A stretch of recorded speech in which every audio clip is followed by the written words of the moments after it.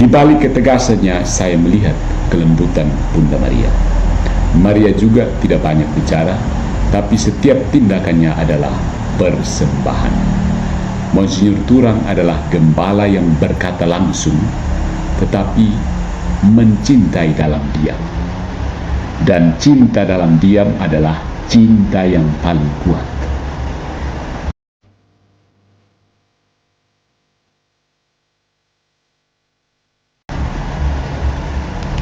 Salve fratres, te iterum fidere Patris Allegro Veritas Liberator. Banyak orang mengenal Monsinyur Petrus Turang sebagai seorang yang tegas, ya. Kadang belak-belakan, kadang tanpa basa-basi. Gaya bicaranya langsung, pesannya jelas, dan nadanya tidak selalu dibungkus manis. Tapi saya justru menemukan sesuatu yang lain. Bukan karena saya dekat secara pribadi, justru saya ini paling jauh mungkin dari semua teman-teman ini, melainkan karena saya memperhatikan, mencoba melihat lebih, dan apa yang saya temukan itu di balik ketegasannya itu adalah kelembutan, ya, kelembutan yang sangat dalam, saudara-saudariku, kelembutan yang hening, kelembutan yang mengingatkan saya pada Bunda Maria. Saya anak dari desa terpencil di Pulau Timur. Di tempat saya tumbuh, seorang uskup terasa seperti figur yang sangat-sangat jauh. Tapi ketika saya pertama kali benar-benar bertemu dengan Monsinyur Turang, saya menyaksikan bukan hanya gembala besar, tetapi seorang bapa yang pelan-pelan mengungkapkan hatinya. Saya ingat satu peristiwa di Fatukopa, desa kami, saat kami merayakan 50 tahun kehadiran Gereja Katolik. Setelah misa, saya menemani Monsinyur Turang menyusuri kebun stasi. Kami berhenti di depan sebuah pohon cendana, dan pohon itu langka, tumbuh sendiri di tanah gereja, ya. Beliau menatap pohon itu lama, lalu berkata pelan, saya parafrasekannya, kalau Tuhan mengizinkan, pohon ini akan menjadi tahta untuk tabernakel di Katedral Kupang, ya. Sakramen Maha Kudus harus bersemayam di tempat paling harum dari tanah ini. Saya diam, karena kata-kata itu tidak seperti biasa, bukan keras, bukan instruksi.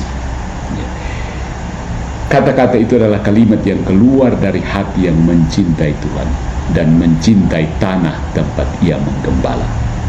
Sayang sekali, usia pohon itu belum cukup tua untuk ditebang, belum bisa dipanen sebagai cendana. Pembangunan katedral tidak bisa menunggu, dan Monsinyur harus siap mengakhiri masa tugasnya. Beberapa tahun kemudian kami dengar kabar pohon cendana itu dicuri orang. Tidak sempat bertahta, tidak sempat mewangi di hadapan Ekaristi. Tapi saya percaya cendana itu sudah bertahta, bukan di altar marmer, tetapi di hati seorang gembala yang tahu bahwa kemuliaan Tuhan harus datang dari apa yang paling murni dan paling harum dari tanah ini. Di balik ketegasannya, saya melihat kelembutan Bunda Maria. Maria juga tidak banyak bicara, tapi setiap tindakannya adalah persembahan.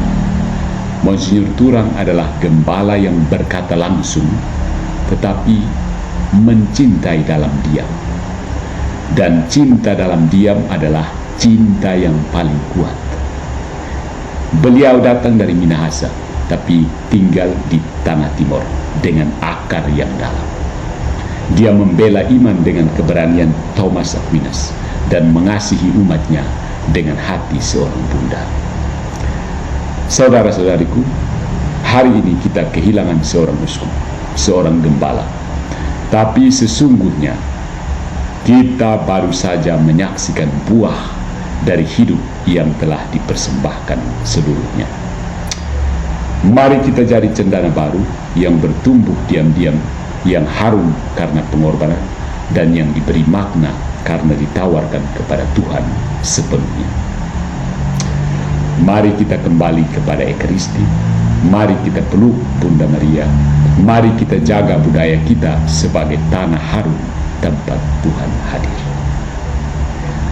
Terima kasih Monsinyur Petrus Turau, gembala yang tegas, tapi punya hati yang penuh kelembutan. Beristirahatlah dalam damai Tuhan. In Paradiso Dedukante Angeli.